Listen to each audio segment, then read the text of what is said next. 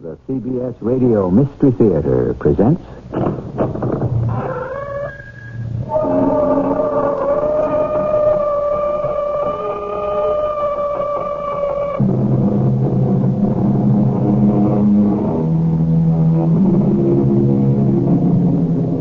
Come in.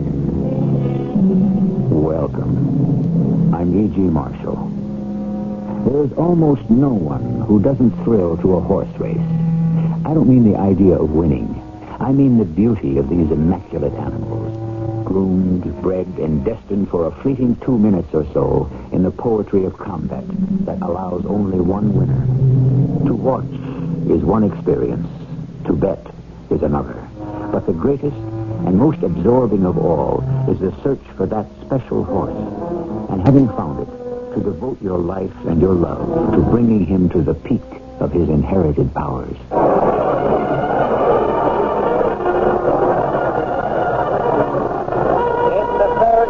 The Triple Crown that's on the line today, and the odds-on favorite is Malachi, the Wonder Horse, written by CBS in more than one sense, the Wonder Jockey.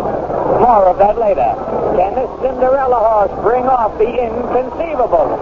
Will the race end with Malachi wearing the garlands of the Triple Crown? Well, in something around 2 minutes, we should know the answer as they're off.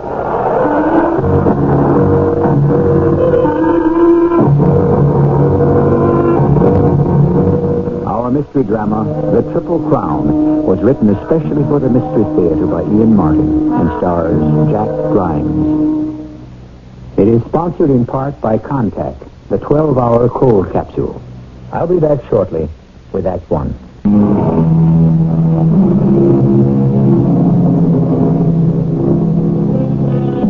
The Sport of Kings is aptly named. Once it was a sport that only royalty could afford. But every so often, the magic barrier is broken, and the outsider is in the inside ring. The long shot, the maverick, the Seattle Slew. This is the story of a horse named Malachi, a giant among his fellow equines, and of the two men who loved and gentled and handled him.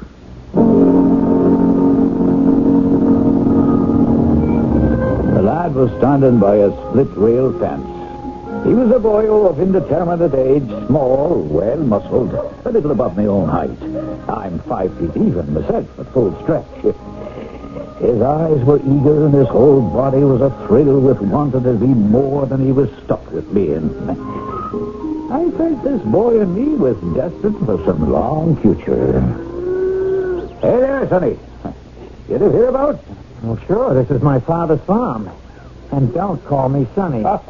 No, don't be after getting your back up. I meant no harm. What would you like to be called? My name, Stevie Oakes. And my name is Patrick Aloysius Devlin at your service. And Paddy to my friends. Now, you're not making much of a friend of me.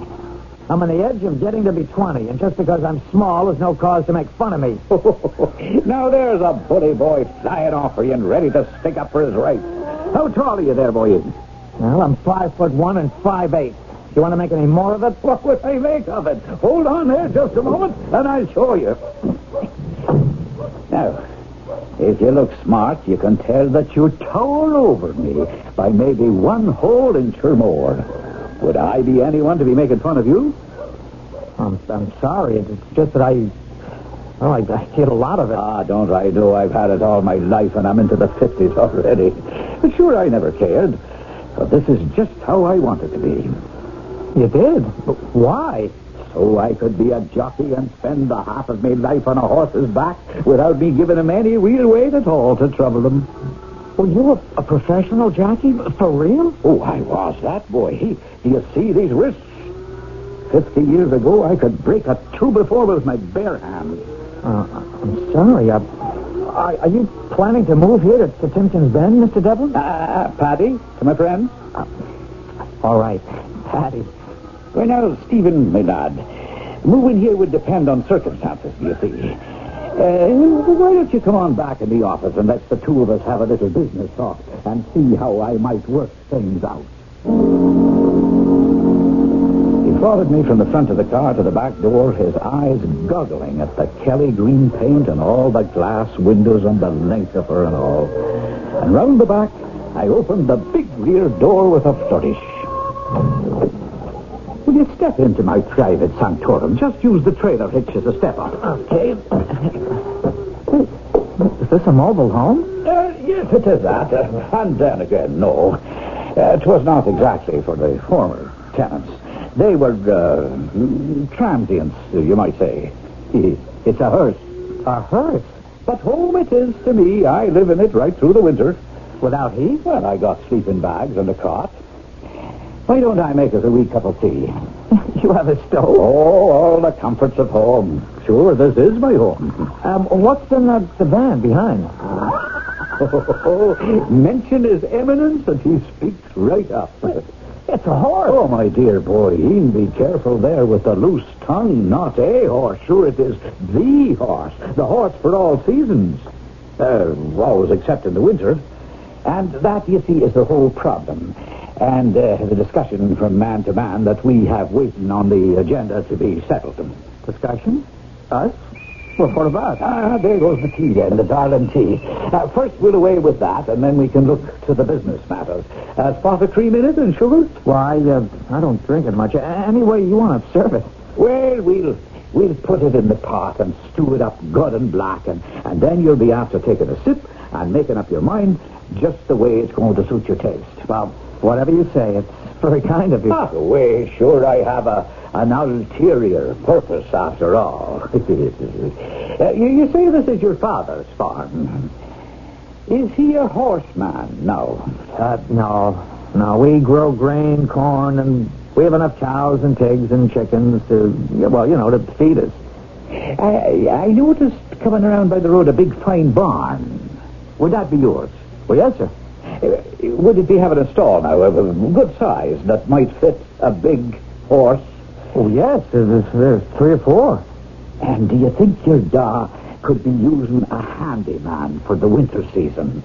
Well, I reckon not, Mr. Patty. See, he's got me, and I come free. But so would I. Well, just the board for me and the room and the board for Malachi. Who's Malachi? The horse. Next year's Triple Crown winner. You mean that's a racehorse you have in the trailer? Oh, that's what he is. A real honest-to-gosh racing horse? Biggest colt you'll ever see, Stevie, and the fastest thing on 4 legs in this or any country. A real thoroughbred. And you own him? With all the favors to prove it. Well, has he ever won in races? Well, now, he's only been to the post twice. The first one he got a bad ride. A green kid broke him bad and bumped another horse, so they set him back out of the money. And the second time out, he won a maiden race near Philadelphia and made us $5,400.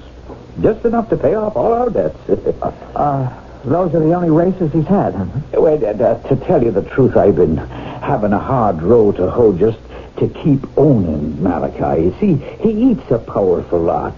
He cost me pretty near $20 a day, and I wasn't making that much just exercising horses and grooming.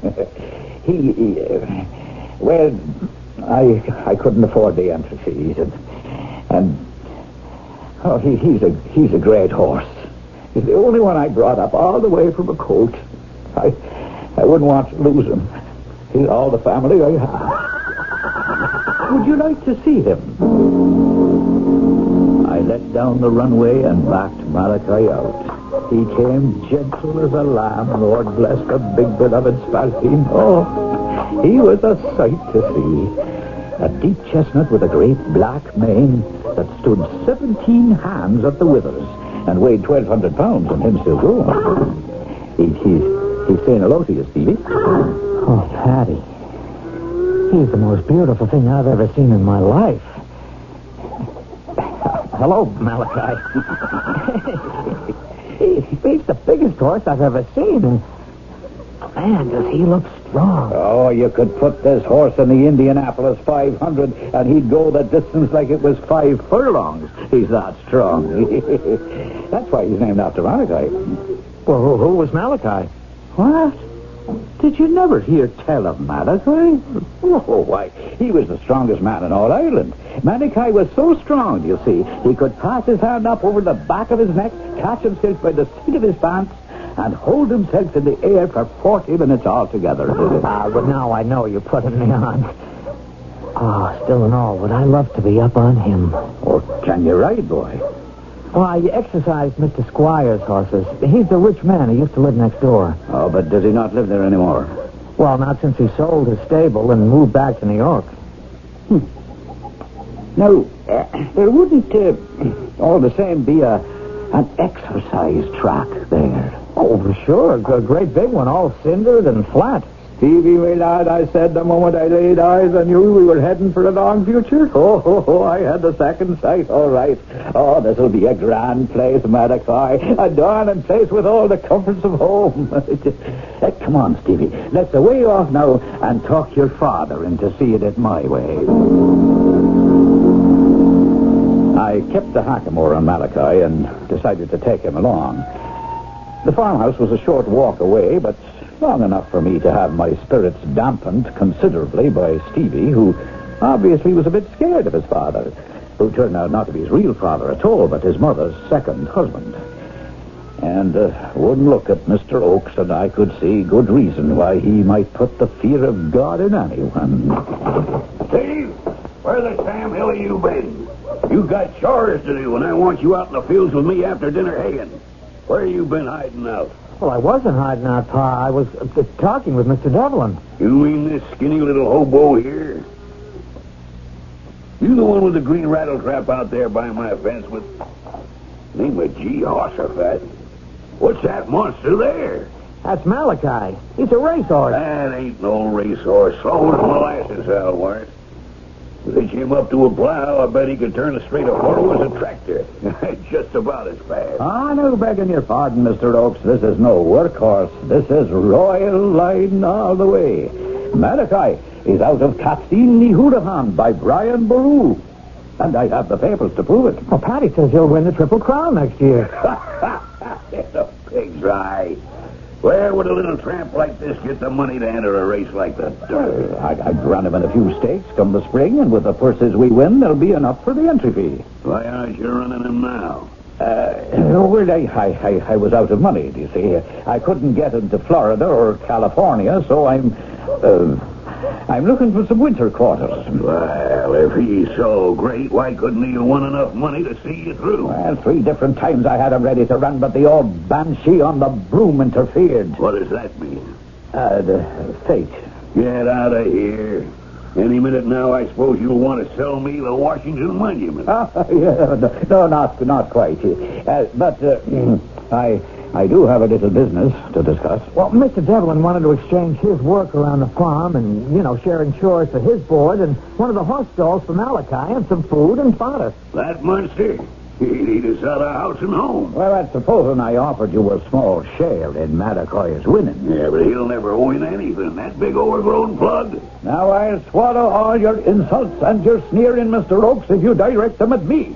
But you keep your tongue off Malachi. Why, you little pips. No, Pa, no, don't hit him. It's fighting you want. Mr. Devlin. Mr. Devlin, are you hurt? Let me help you out.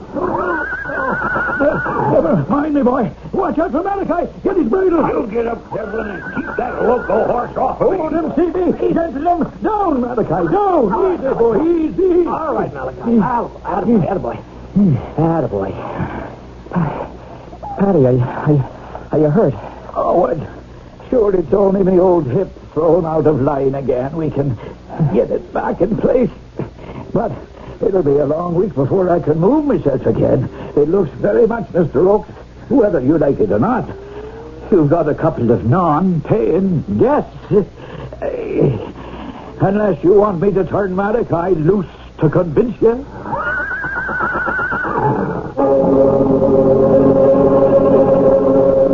Shaken Mr. Oakes looks from the small man, writhing in pain, to the huge horse, his ears flat against his skull, his eyes rolling wildly at the farmer. It's a moment of decision. He doesn't relish, but it's one he's got to make.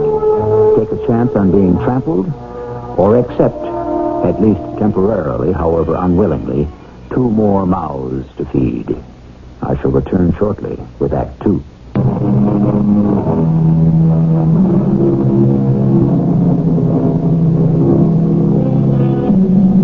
The Kelly Green hearse, almost down to its last gallon of gas, has been maneuvered into the Oaks barn.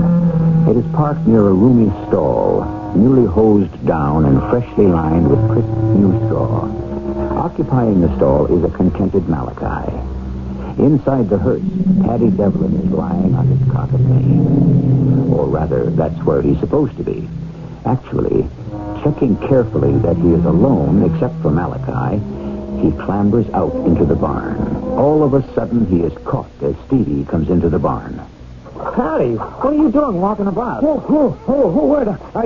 I wasn't walking. I was dragging myself out to make sure my poor horse was being taken care of. Oh, I told you not to worry.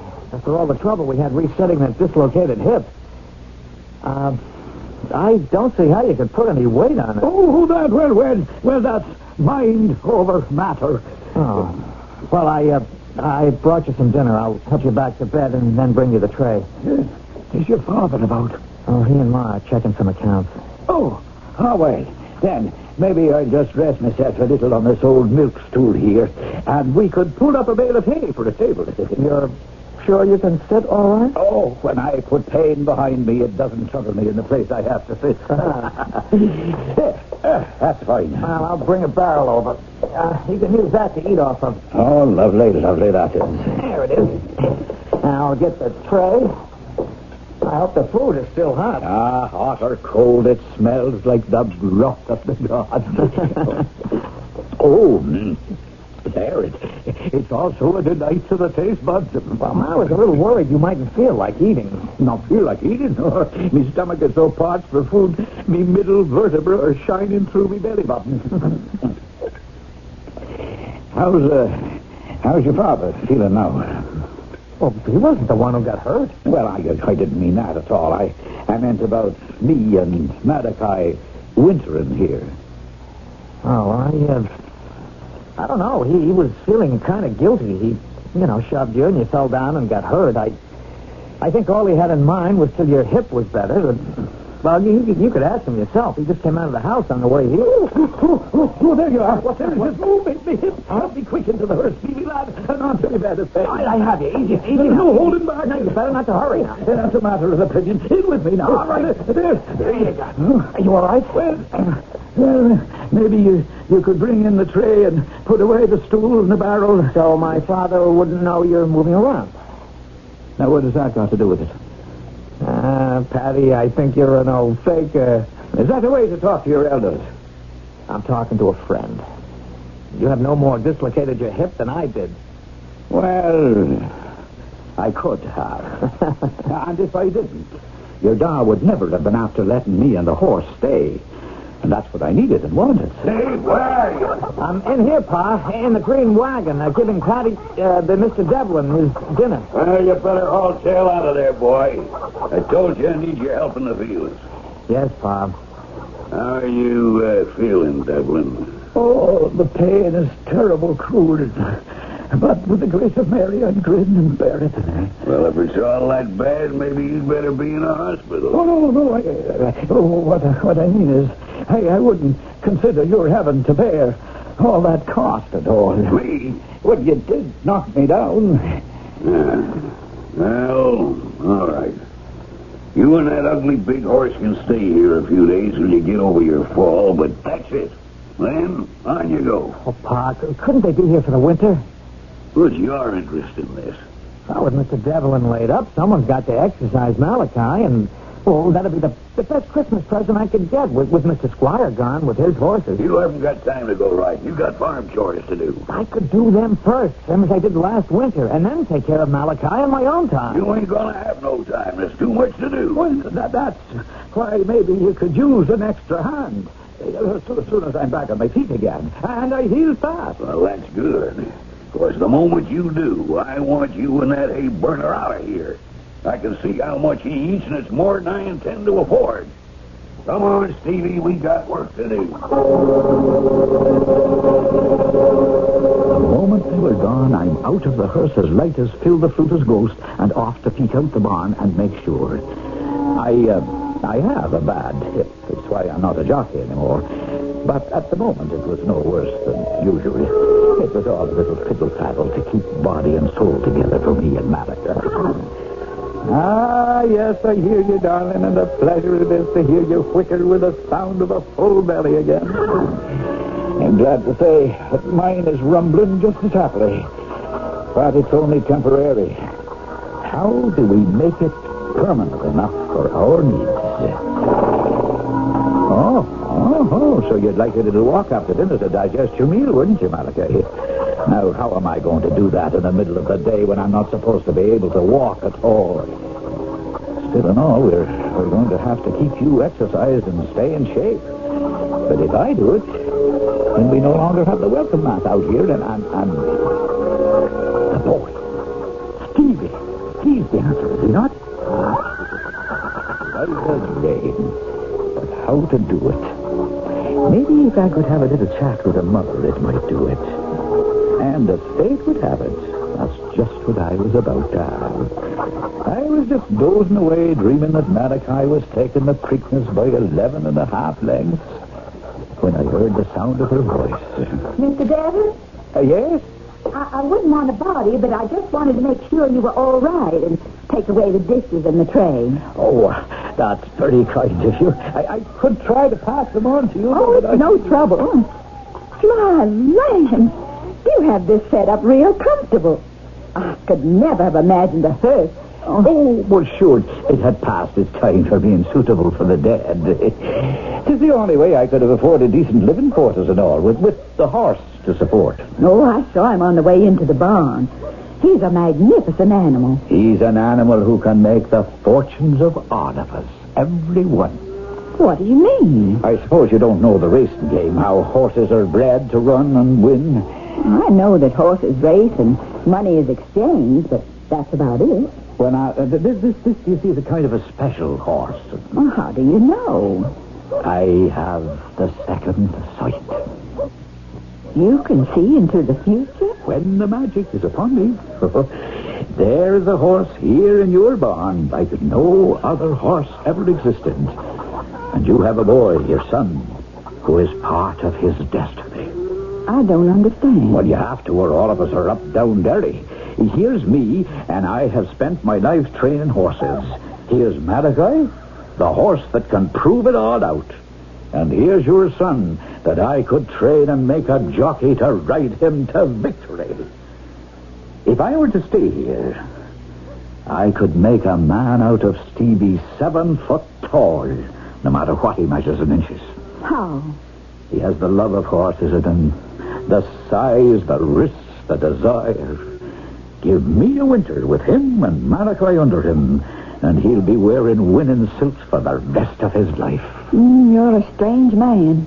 But for some equally strange reason, I trust you. It's my farm after all, so I want you to stay. If you promise to do all you said for Stevie.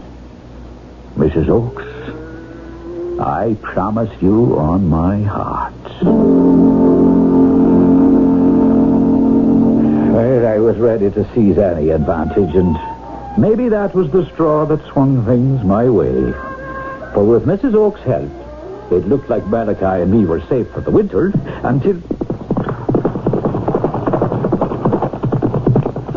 110 3/5. That's Preakness time, let alone the Derby and the Belmont. Do you hear me? What'd you say? Bring him back here where a man can talk to you private. We're coming, Patty. Thank the good Lord I found a boy like myself to ride him home to glory. Oh, wasn't he beautiful? What was the time? 110 3/5. Oh, he'll win them all, Patty. You're going to be a millionaire. Oh, no, he ain't. Pa. Mr. Oakes, where did you come from? Oh, I've been watching what's been going on all through the winter. Biding my time. But where I come from right now is the courthouse. Got a little piece of paper here. What paper? A show cause, they call it. Show cause? What, for what? Why, for all the money you owe me for board and fees. Why shouldn't I possess that horse of yours? Looks to me like maybe I'm going to be the millionaire around here. Well, there you have it. That's what makes horse races. a difference of opinion. Technically, legally, who does own Malachi? Can he be possessed for a debt? And if he can, will he prove to be worth it? Is he really a wonder horse, or is he just a dream in which two undersized men hope to prove themselves, if not larger than life, at least as large? I shall return shortly with Act 3.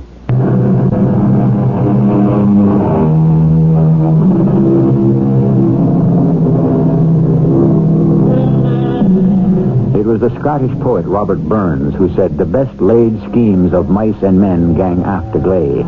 The quote could better be applied to horses instead of mice. Particularly the rest of it, which goes, "And leave us naught but grief and pain for promised joy." With the coming of spring, the time had come to enter Malachi in a race. There were only two problems. Who was his legal owner, and who would pay the entry fee? Pending these decisions, Stevie still rode him around the exercise track in the gray light of morning, and Paddy still held the watch on him.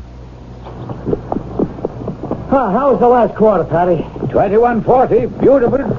No horse in the world can touch him. If he runs. Well, why shouldn't he? Well, first of all, there's the entry fee. And second, who owns him? He knows where he belongs. Oh, he may think he does, but he doesn't know the ways of men. Maybe I should just give up and turn him over to your father. He's not my father. Look, just one race, and you could pay him all you owe after Malachi wins. Oh, it's no use, laddie Buck. I haven't the money to raise him or feed him or even, I suppose, the right to own him. And why should I deny you your chance? Me? Well, I've taught you all I know, boyeen, and you're ready to ride. The rest, you have to learn by yourself. I'd only ride Malachi under your colors, Paddy. Ah, there's a good lad and well-spoken. But it makes no sense. If I have no colors under which to ride, you won't be much of a jockey. Come on, Paddy, there must be some way out of this. The courts haven't decided yet that you have to give up Malachi. What else can they decide? The only assets I have are a broken-down Kelly Green hearse, a trailer, and the greatest unrecognized racehorse ever broke from a starting gate. But it's so unfair. You've worked for my stepfather all winter. There was no contract. But, by the Lord, nobody's taken him away. What are you going to do? Now, this is just between us, Stevie. Right. Your stepfather is a greedy, growling man, and right or wrong, I'll never knuckle under to him. Someday I'll pay him the money that I owe. But I won't let him grind me down or steal my horse. Now, any night now, when the moon is dark and I find my time, I'll be off and away and let Mr. Morton Oakes go looking for me. But Malachi is going to race. He'll be in Mexico or Canada, and let him come after me then with his writs and his lawyers. So what about me? You? Son, you're a rider. You get to the tracks with some letters that I'll give you, and you'll find the mounts and an agent. You don't have to worry. Oh, yes, I do. I want to get away from here, too. But I don't want any horse after I've been up on the best. I want to ride Malachi, and I want to bring you the Triple Crown. Well, dreams are what keep us going. But they don't always come true. And you're coughing again. You still have that cold. Oh, sure, I think it's... What do we call it in the world today? Psycho something. Psychosomatic? Yes, that's it. All in the mind. Everything is all in the mind. But you really are going to run away. Oh, the first chance I get. For all I can see, 'tis the only chance for me. And I would have run, except for one thing I never counted on with my Celtic constitution. I came down with some kind of thing in the lungs that laid me flat on my back and near put the hearse back to its original function. But before that happened, something else did, which seemed like the answer to a prayer. Oh, Mrs. Oakes, is that you? Would you excuse my attire? Oh, it's no time for small talk or courtesies, Mr. Devlin. I've been talking with Stevie. Oh? And the fact of the matter is that I understand there's a stake race at Darsville that pays $12,000 to the winner. Well, that's right. It also costs $750 to register. $750? $. Well, I have over $600 here, and I'm sure this diamond pin of my mother's would cover the extra $100. Well, you want to put up the money for Malachi to run? Yes? Does your husband know about this? No. And I don't want him to. This is for my son. It's my money. My present husband doesn't know about. Outside of the farm, it's all Stevie's father had left. Well, now, Mrs. Oakes, I can't be taking this money from you. I have no guarantee the horse will win. Oh, I thought you believed in him. Well, I do, but... Oh, you have a bad cold there. Oh, it is nothing. The wind's in the wrong quarter, is all. But how about this money? Take it. Enter Malachi. Let Stevie ride him. But if he loses... Well, how much worse off can we be? Besides, he can't lose. Mrs. Oakes, let me tell you some things. No, Mr. Devlin. Let me tell you. You came into our lives, Stevie's and mine, when we were at the end of all hope. You brought us a chance to rise above what we are, to escape a trap we're in. Well, the trouble is, ma'am, that's all it is when it all rides on only one race. A chance. Well, isn't it worth it for all of us? I paid the fee. We entered the horse, and Stevie was boiling with excitement. Oh, his mother had sold his silks Kelly green for Ireland and light pink for Virginia dogwood. The field was nothing. Malachi should come home in a romp. The only trouble was I came down with the sickness of the lungs, and Oakes found out about it, and Stevie ran into something he wasn't quite able to handle. A rough ride. And now they're coming around the back turn and into the stretch. Frontier Prince is in the lead, but bunched around him is the field. And the new horse, Malachi, is making his bid. He tried to go to the rail earlier and then swung out wide. His jockey is giving him a good ride, but he's inexperienced. And on this muddy track, it's difficult going for all, horses and men. And there goes Malachi, streaking through between Porter Mayfield and my own Dandy. He's running loose and easy, but with breathtaking speed. Oh, no. It looks like they're locked stirrups. My own Dandy and Malachi are forced off stride. They're slithering in the mud, and... Yes, it looks as if Malachi is down. No, he recovers himself miraculously. But his jockey has been thrown and is scrambling now to avoid being pinned under the thundering hooves of the field as they round into the stretch.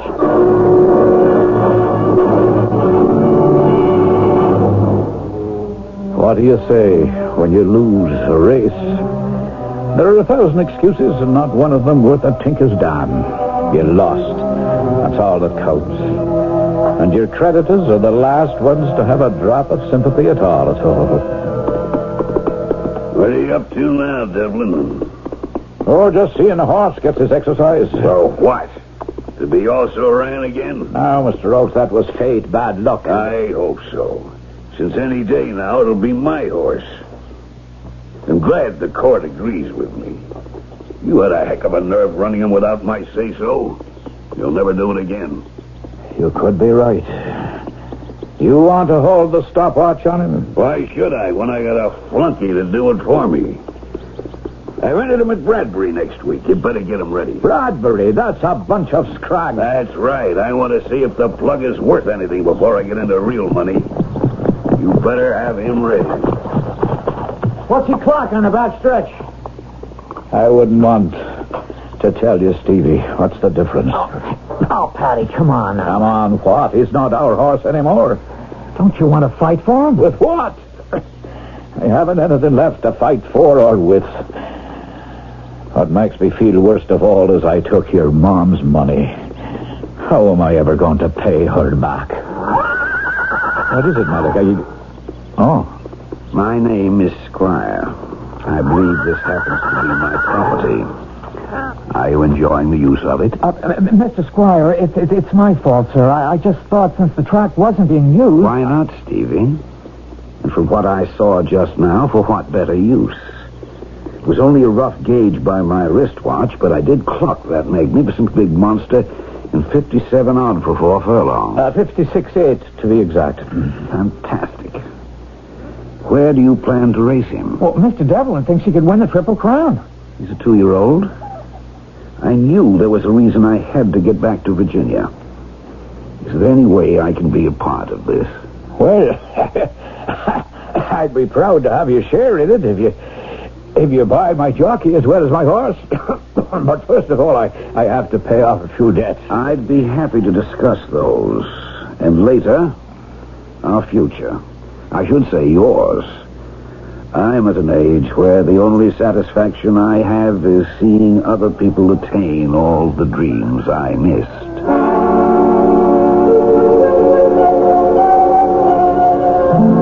It's strange that after all the beginning, there isn't that much left to tell. We entered the Derby that year, backed by Mr. Squire's money. It was supposed to be a 2-horse race between Napoleon's Dream and Fancy That. But Malachi wanted going away. By the Preakness, all debts were paid off, and I owned my horse outright. We took the Preakness by 2 lengths. Stevie was aboard all the time, of course. The only trouble was this cold in my chest that I couldn't shake. By the time the bearment came up, it was so bad, they had to put me in the hospital. I don't know what I'm going to do without you. Who's up in the saddle? You, not me. Everything I know, you gave me. A few tricks. The way to use your hands. Nothing, boy. The rest had to be born in you. I'll never know how you got us where we are. We're not there yet, boy. There's still number 3. I promise you, if I can bring it to you, it'll be with every breath in my body. Well, now, don't forget, poor old Malachi. He's the special wonder. Patty, I'd better leave you now. No, it's all right, Stevie. And I'll be watching you on the TV screen. You bring him home. Do you hear? Patty, I think you'd better leave him now, Mr. Oakes. Nurse, he's all right. Of course, he's just tired. Well, he is going to get well, isn't he? I know who you are. You go win the Belmont for him on that marvelous Malachi, and what else can he feel but 100%?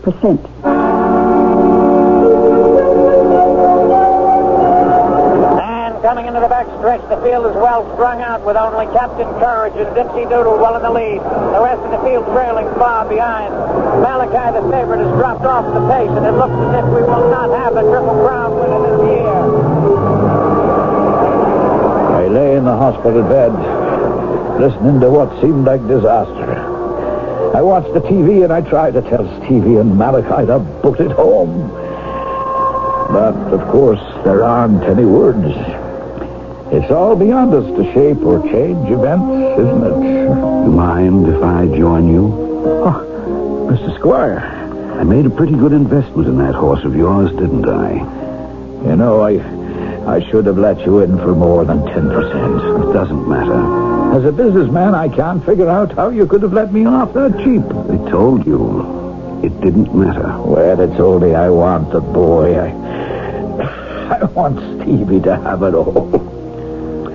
Because I trust him to take care of the horse. I know. And he will. What's the matter with the TV? I don't hear it now. Did we win? Did we take it all? We did. You did, Paddy. And Malachi, the Triple Crown. Oh, that's great. That's truly great. And what about the boy? Stevie, he owns it all. Not only the Triple Crown, but the horse, too. Isn't that the way you wanted it? Oh, sure. But it's a seldom thing in life it could turn out that way. How did it? Why don't we just say that the angels were on your side, Paddy? Well, I'll buy that. I'm near enough one myself. It's coughing all. Not long for this world. I wish I'd met you sooner, Mr. Squire. You met me just in time. Welcome to the other side, Paddy Devlin. I died long enough before you to welcome you in, even if I had to come back across the divide long enough to coax you to join us. You mean that I'm dead? It's not as bad as you think. But sir, no. I mean, it's not for me. This is one place that the ponies don't run. Why not? And just imagine the fields, man o' war, northern dancer, canyonero, majestic prince, foolish pleasure, bold Forbes, Seattle slough, Aladar, affirmed.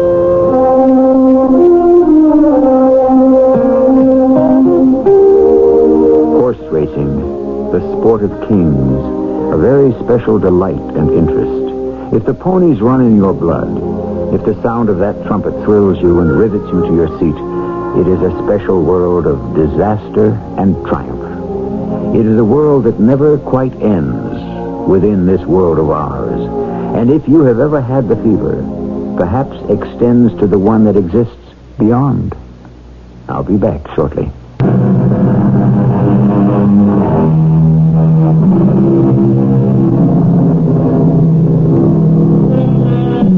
Stevie Oakes is a legend now, of course. He rides only one mount, Malachi, who has taken his place as the greatest money winner of all time, all of which went to Stephen Oakes and his mother as co-owners. What's that? Morton Oakes? I don't know. The last anyone heard, he was still trying to bring suit in a hopeless cause. In horse racing, there are only two kinds, and sometimes the loser deserves all that's coming to him. Our cast included Jack Grimes, Ian Martin, Jackson Beck, and Joan Arless. The entire production was under the direction of Hyman Brown. Mrs. E.G. Marshall inviting you to return to our Mystery Theater for another adventure in the macabre. Until next time, pleasant dreams.